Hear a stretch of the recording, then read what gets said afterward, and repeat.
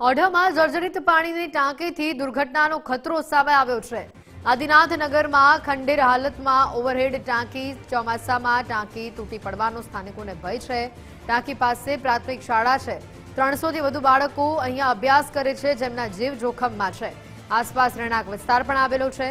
સ્થાનિકોમાં જેને લઈને હાલ ચિંતાનો માહોલ છે। તંત્રએ ભયજનક બિલ્ડિંગની નોટિસ મારી ટાંકી કોર્ડન કરી। ટાંકી ક્યારે ઉતારવામાં આવશે તે અંગે હજી સુધી કોઈ જ સ્પષ્ટતા કરવામાં આવી નથી। અમદાવાદમાં ઓઢવમાં આવેલી પાણીની ઓવરહેડ ટાંકી છે તે જર્જરિત થતા અમદાવાદ મનપાએ માત્ર કોર્ડન કરીને જ સંતોષ માન્યો છે।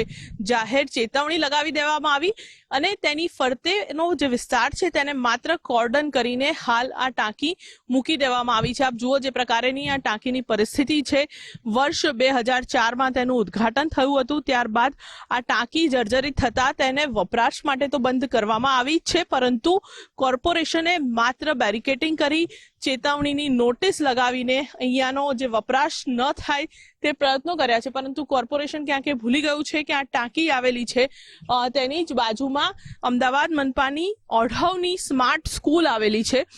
તેને અડીને આ સ્માર્ટ સ્કૂલ આવેલી છે, જ્યાં મોટી સંખ્યામાં બાળકો છે તે ભણતા હોય છે અને બાળકોના જીવ જોખમમાં મુકાય તે પ્રકારની પરિસ્થિતિ ક્યાંક ઊભી થાય તે માહોલ હાલ અહીંયા જોવા મળી રહ્યો છે। કોર્પોરેશને આ ઓવરહેડ ટાંકી કે જેનું માત્ર બેરિકેટિંગ કર્યું છે, હવે આ ટાંકી કોણ તોડશે તેની વચ્ચે પણ અમદાવાદ મનપાના જે અલગ અલગ વિભાગો છે તેમાં મૂંઝવણ ચાલી રહી છે કે એસ્ટેટ વિભાગ આ ટાંકી તોડશે કે ઇજનેર વિભાગ, તે હાલ એક ખૂબ મોટો અહીંયા સવાલ જોવા મળી રહ્યો છે। પરંતુ મહત્વની વાત છે કે વિભાગોની વચ્ચે ગૂંચવાયેલી આ ટાંકી કોણ તોડશે તેની વચ્ચે બાળકોના જીવ પણ ક્યાંક જોખમમાં મુકાયા હોય તેમ લાગી રહ્યું છે।